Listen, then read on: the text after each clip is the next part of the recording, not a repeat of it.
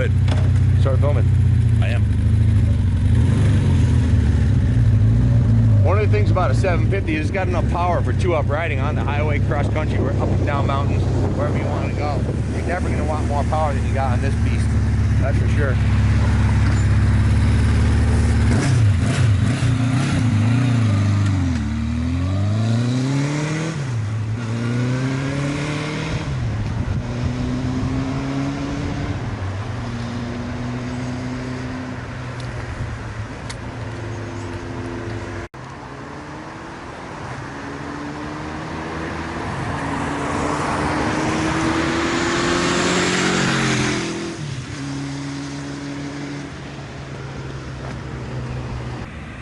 A lot of our fans haven't seen this sign for the Hawk and a Mill.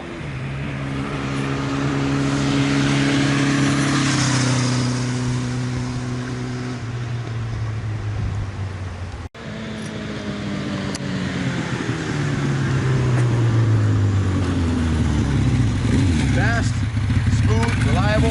What's not to love about it, huh?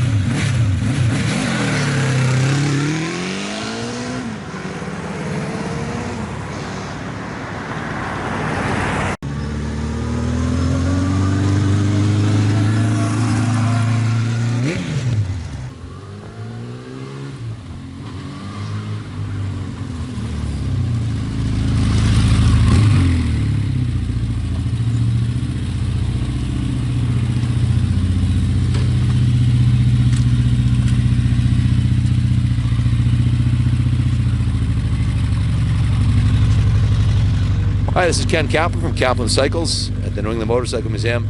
Today we've got a classic 1980 Honda 750 Custom 4-cylinder owned by my friend Paul from Newington. I met Paul a couple years ago.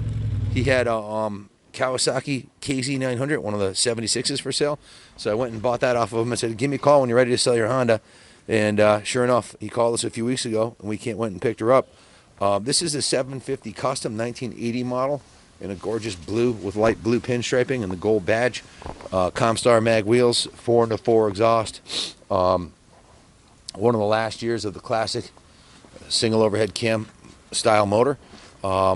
It's in good original condition with very low miles on it. The title had only 7,000 miles on it when he bought it 22 years ago from the original owner. So this has been a well cared for bike. Paul always stored it indoors in his house.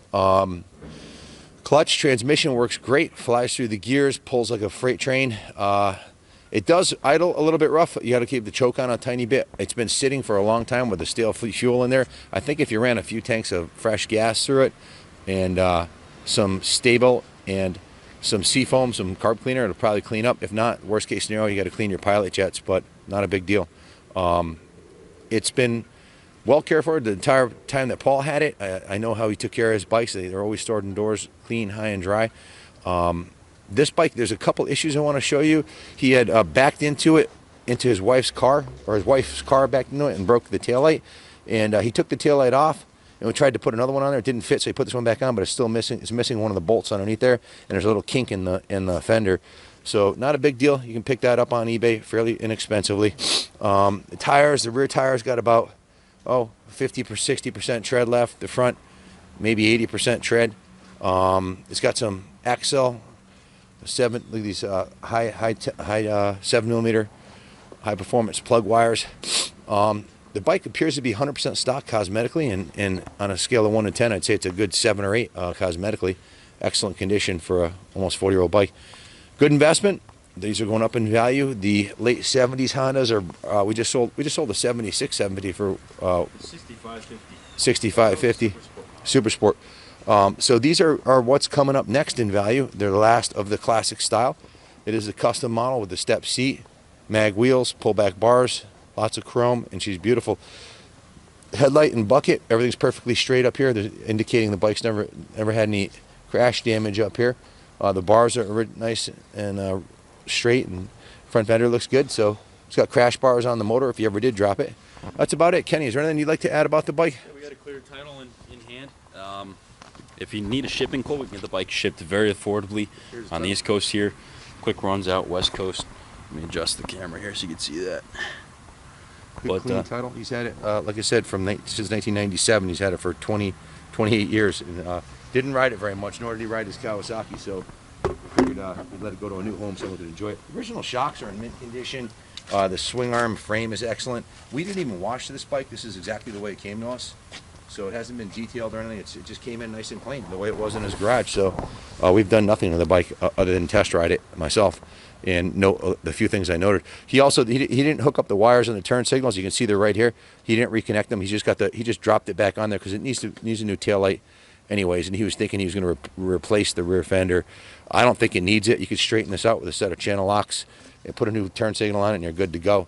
Excellent, inexpensive, classic transportation. That's a rock solid value, investment quality bike.